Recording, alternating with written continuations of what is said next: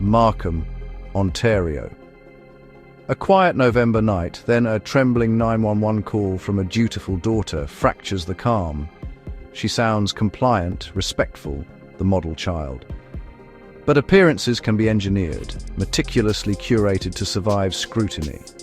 Behind that voice, investigators would uncover a ledger of deception, years of forgery and control.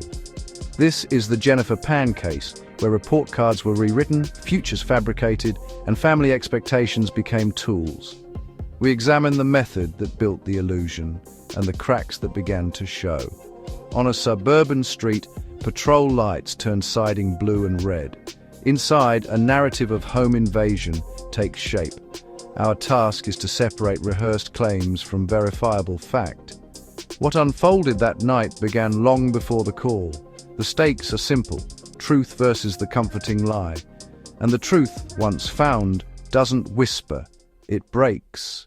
Jennifer Pan was born to Vietnamese immigrants who rebuilt their lives in suburban Canada, frugal, focused, and determined to secure their children's success. Expectations were clear: discipline, top grades, and visible achievement. In competitive schools, benchmarks were relentless. Honor rolls, recitals, and test scores that defined worth. Jennifer internalized the pressure and learned quickly that results mattered more than process. Small distortions came first, padding achievements and softening bad news about grades to avoid conflict. Those half-truths escalated into fabrication, altered report cards and forged marks that kept the facade intact. Over time, concealment became routine, an alternate academic record crafted to meet expectation. By the time reality threatened to surface, the pattern was set: preserve the image at all costs. To understand the anatomy of this tragedy, we must look through two distinct lenses. First, the method, then the motive. Each reveals a different layer of the story, one showing the mechanics of a grand deception, the other exposing the crushing weight that fueled it. Together, they map the path from a quiet suburban home to a crime scene. We begin with the method, a meticulous, years-long performance of a life that never was. It's a study in how a double identity was constructed in plain sight, a phantom existence built on routine and lies, all tracked with the measured investigative eye of hindsight. The stage was the university campus. Every morning, Jennifer Pan would leave home, backpack in tow, just like any other student. She claimed scholarships and forged transcripts, creating a paper trail of academic excellence. Her classes were always supposedly in session, while her days were actually spent in public libraries and student centers, hiding among the anonymous crowds. The bustling campus exteriors sold the story to her parents. The silent, empty lecture halls told the truth. Her entire performance relied on proximity, not presence.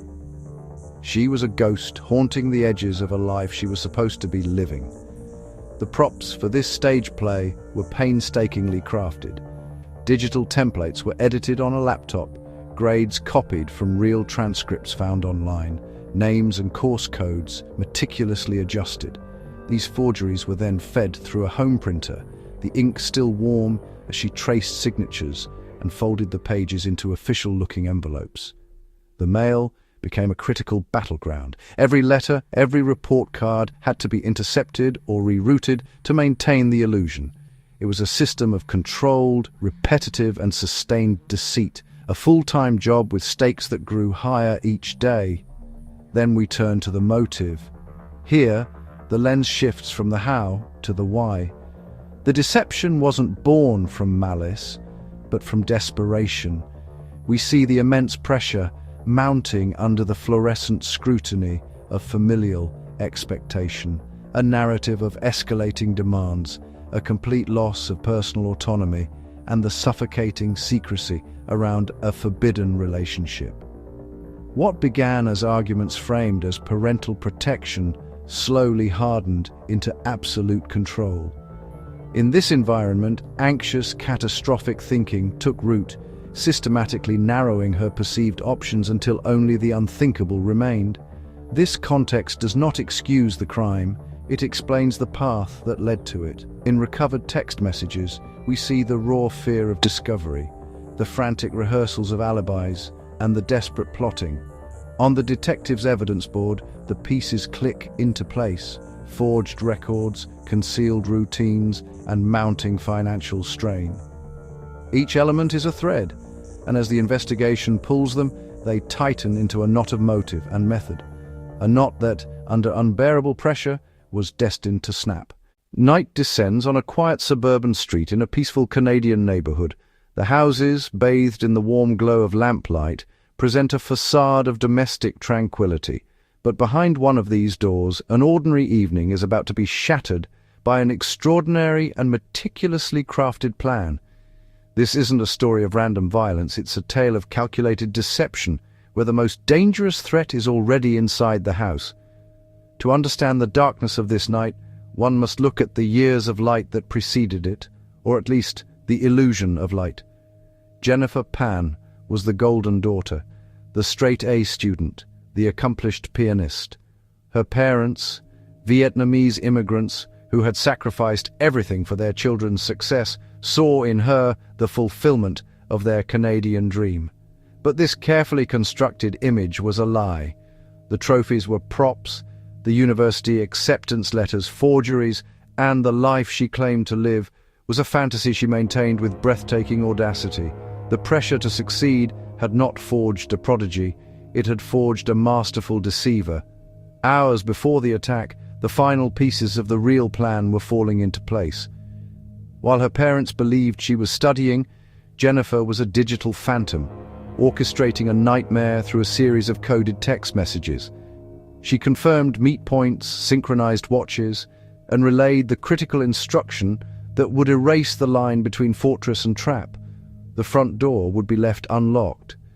Inside her room, surrounded by the artifacts of a life she was supposed to be living, she kept to her routine. The desk lamp cast a soft glow on her textbooks, creating the perfect illusion of a diligent student. But her focus wasn't on her homework. It was on the screen of her phone, coordinating the arrival of her own executioners with a practiced, chilling calm. The method was brutally simple, relying on insider knowledge: an unlocked door to ensure silent entry, a hidden phone kept close, not for safety but for command and control, and a script rehearsed in her mind for the story she would tell when the chaos began. Every detail was designed to sell the narrative of a random, violent home invasion. As the hired accomplices approached the house, they moved with the confidence of invited guests. They knew the layout, the location of the master bedroom, and the script they were expected to follow. Their objective was clear: this must look like a robbery gone wrong, a brutal but impersonal act of violence, not a precision entry guided by the daughter of the house. They were actors, and Jennifer was their director. Inside, Jennifer played her part to perfection. As the intruders entered, her movements were not those of a terrified victim, but of a collaborator. She guided them through the familiar hallways of her own home, her presence ensuring the plan unfolded with clinical timing. The bindings that would later be found on her wrists were part of the staging, a prop to cement her role as a hostage. Her phone, the instrument of her betrayal, was ready for the final act. The desperate 911 call she was already preparing to make. Her parents, Bitch and Han, had settled in for the night, completely unaware of the horror ascending the stairs. In the corridor, the footsteps were quiet, purposeful, and utterly alien in the sanctuary of their home. The plan was advancing, second by second, with the cold, detached precision of a time bomb. Then the silence is broken. Violence erupts, swift and brutal, but it happens out of sight in the privacy of the master bedroom. The specific, horrifying details are not needed to understand the outcome. The objective was the elimination of her parents. 2 targets. One, her mother Bitch is fatally wounded. The other, her father Han, is shot and left for dead. The mission, it seems, is complete. Outside, the view from a neighbor's security camera is unremarkable, showing only the quiet street. But technology sees what the human eye misses. In the digital ether, a trail of breadcrumbs was being left. Timestamps on security footage and pings from cell phone towers would later allow investigators to map the ingress and egress of the killers down to the exact minute, creating a timeline that would prove impossible to refute. With the intruders gone, the final scene begins. Jennifer makes the 911 call. Her voice is panicked, breathless, a textbook performance of terror.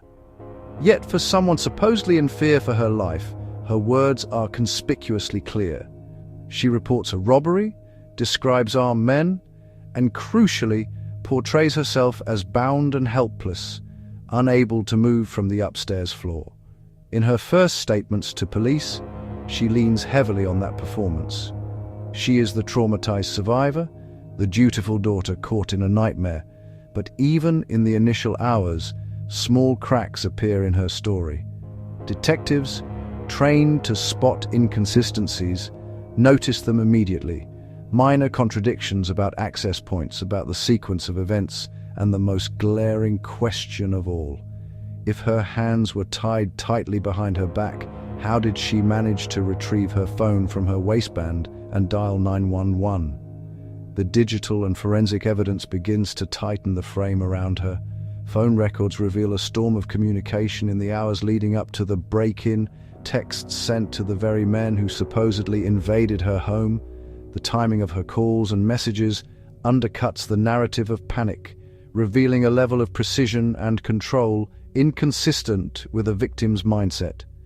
The physical evidence compounds the growing doubt. The bindings on her wrists are too neat, the knots too loose to be the work of violent intruders. They look less like restraints and more like props. Items in the house are disturbed, but not in the chaotic manner of a frantic robbery. It's staged, almost theatrical, but the true turning point comes from the one detail Jennifer's plan didn't account for: survival. Against all odds, her father, Han Pan, regains consciousness. Days later, from his hospital bed, he begins to recount what he truly saw and heard that night. He describes the intruders speaking to his daughter in a familiar, almost friendly tone, and most damningly, he remembers her movements, unbound and walking freely around the house as if she were one of them. Armed with her father's testimony, investigators reconstruct the sequence of events. Suddenly, the impossibilities in Jennifer's story become certainties of her guilt. She speaks freely with the 911 operator, navigates the house to check on her parents, and relays details with a clarity no terrified bound hostage should possess. Her story is collapsing under the weight of its own contradictions. As the investigation widens to include her secret boyfriend and the hired accomplices, the narrative of a random home invasion completely erodes. Public fascination turns to scrutiny, and the media coverage mirrors the mounting evidentiary pattern. The Golden Daughter is now the prime suspect in a chilling conspiracy. The phone threads, once decrypted, read like a script for murder. They reveal timed entries, confirmations that the package had arrived, and assurances that everything was going according to plan. The digital trail aligns perfectly with the crime's timeline, transforming suspicion into certainty. In police reenactments, the family hallway becomes a stage. Where Jennifer's story required chaos and terror, the evidence now showed cold, calculated choreography. Her every claim was systematically dismantled by her father's memory and the undeniable logic of the crime scene. The motive, a toxic mix of parental pressure, a forbidden relationship, and a desperate desire for freedom, is a complex story for another time. But on this night, it's the method that condemns her. The unlocked door, the perfectly timed call, the unbound movements, and the devastating account of the lone survivor. These are the facts that decide the narrative. By dawn, the illusion she had maintained for a decade had been shattered in a single night of violence. The staged invasion no longer reads as a tragic misfortune, but as a deliberate, intricate design. The method, intended to conceal the truth, had become the very thing that exposed it, undone by its own meticulous timing. In the chilling quiet of a suburban street, the first responders arrive to a scene of unimaginable violence. The initial story is one of a home invasion gone horribly wrong, but as investigators begin their work, the narrative starts to fray at the edges. They begin with the timeline, a meticulous process of canvassing the street, marking the last known movements of every family member, and securing all household devices. Each phone, each laptop, is a digital black box, holding the potential to reconstruct the night, minute by agonizing minute. A methodical sweep of the Pan family home yields the first critical anomaly. There is no credible sign of forced entry. The front door, the supposed point of breach, is undamaged. Windows are secure. Inside, despite the story of a violent robbery, valuable items, electronics, jewelry, cash are left untouched. This lack of disturbance suggests something other than a random act of violence. It hints at familiarity, at a staged event, and plants the first seed of doubt. The story told by the sole, seemingly traumatized witness will need to be tested against the cold, hard language of data. The initial account delivered by Jennifer paints a picture of a chaotic, terrifying break-in by 3 armed men, but detectives, trained to see patterns in chaos, immediately flag inconsistencies. The way she was allegedly tied, loosely, with her hands in front, allowing her to access her phone to call 911, seems improbable. The sequence of events she describes doesn't align with the physical scene. The story feels rehearsed, the details too clean. It's a performance, and the detectives are an unwilling audience. With suspicion mounting, the investigation pivots from the physical to the digital realm. Warrants are drafted and executed with urgency, targeting the invisible architecture of modern life. Call detail records, text message logs, social media activity, and application metadata. The request is a digital dragnet, pulling in thousands of data points. Paperwork meets pixels as the case file swells, each new page a node in an emerging network of connections that the investigators must now painstakingly map. Buried within the mountains of data, the first breakthroughs emerge.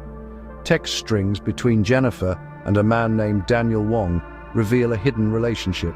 More than that, they reveal a chilling lexicon of planning. Timelines are discussed, locations are scouted, and coded phrasing is used to mask their true intent. Words like project and delivery take on a sinister new meaning. Investigators begin the slow work of context stitching, turning these digital fragments into a coherent narrative of conspiracy and intent. As headlines about the tragic home invasion spread, a dedicated team of investigators works in the background, tightening their digital scope. They correlate the incriminating text messages to cell tower hits, placing Jennifer's and Daniel's phones in communication at critical moments. They map their digital conversations against their physical movements in the real world, creating a dual timeline that reveals a starkly different story from the one Jennifer is telling. In the sterile confines of the interview room, the strategy is clinical. Detectives begin by building rapport, allowing Jennifer to retell her story, to settle into its familiar cadence. Then they gently probe for detail expansion, asking for specifics, for sensory information, for the tiny details that are impossible to fabricate consistently. Finally, they apply controlled pressure, introducing small, undeniable facts from their investigation. Under the weight of repetition, the small contradictions in her story begin to widen into gaping holes. While one team interviews Jennifer, parallel teams work to rebuild the night from the outside in. They analyze call start and end times, identify suspicious gaps in messaging, and plot device idle windows against known travel times and neighborhood activity. Every piece of data is a breadcrumb. They are not just investigating a crime, they are deconstructing a lie. The production orders for cell tower data come back from the carriers, and they are damning. The records show the phones of the alleged hitmen pinging off towers in sectors that place them near the Pan home, both before and after the event. The data confirms a rendezvous. The contact patterns between Jennifer, Daniel, and the others tighten the circle, drawing a clear line from her secret life to the violence that shattered her family. On the evidence board, the story becomes visual. Red string connects photos, maps, and call logs. The cell tower pings a line with a prearranged rendezvous point, just blocks from the house. The cadence of text messages between the conspirators accelerates as the clock ticks closer to the time of the staged break-in, a flurry of digital whispers confirming readiness and final instructions. To understand the why, investigators had to look behind the carefully constructed facade of the Pan family. It was a life built on immense pressure, relentless expectations, and a public image of perfection. Beneath this surface, motive threads began to surface, a desperate desire for freedom from a life she felt was not her own. The academic story she had sold her parents for years begins to completely fracture under scrutiny. The perfect grades, the university acceptance, the pharmacy degree, it was all an elaborate fiction. Investigators uncover forged documents, falsified report cards, and invented milestones designed to maintain the illusion of success. This deep foundational deception undermines her credibility at its very core.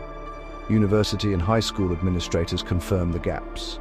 There are no records of her attendance, no transcripts matching the ones she showed her parents. The life she presented at home diverges so sharply from the verifiable public record that it paints a portrait of a young woman living a double life, crushed under the weight of her own lies. The text logs with her alleged accomplices are not just conversational, they are operational.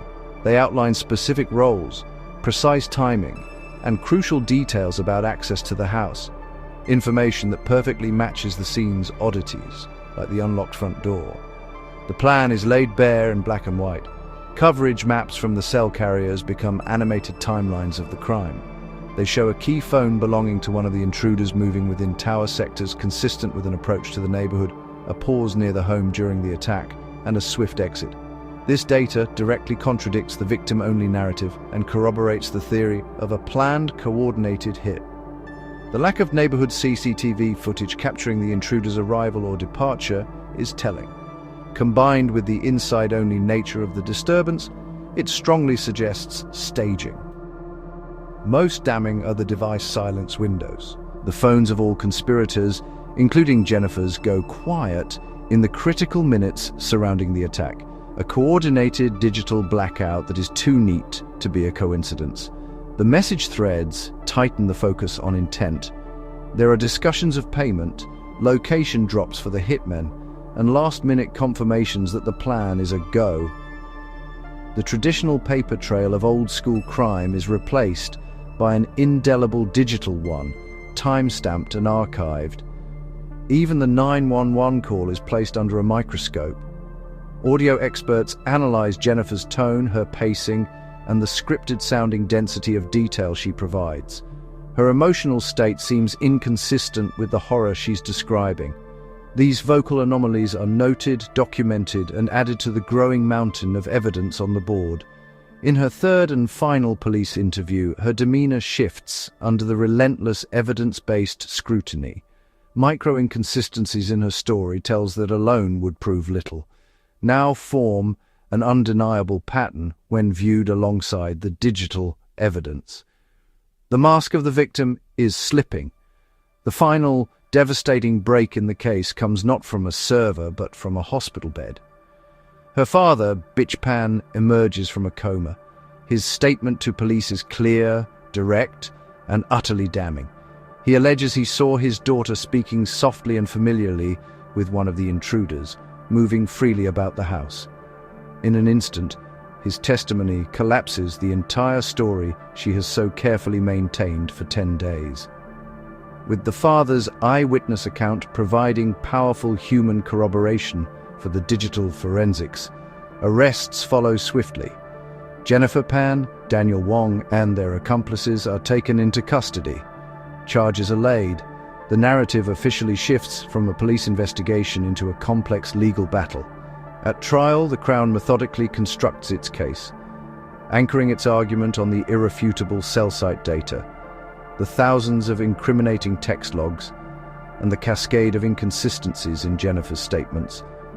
The defense counters, challenging the interpretation of intent and the absolute reliability of the digital evidence. But the weight of the data, combined with her father's testimony, is overwhelming. After a lengthy trial, The jury returns a verdict, guilty on all counts. Jennifer Pan was convicted and received life imprisonment with no parole eligibility for decades.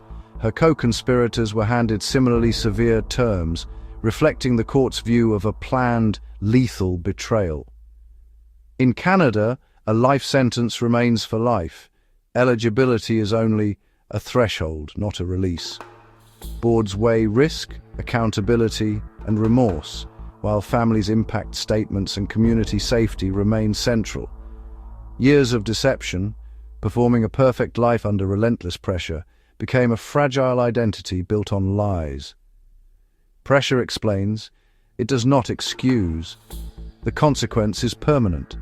A family destroyed, a community scarred, and a cautionary tale about the psychology of performance at any cost.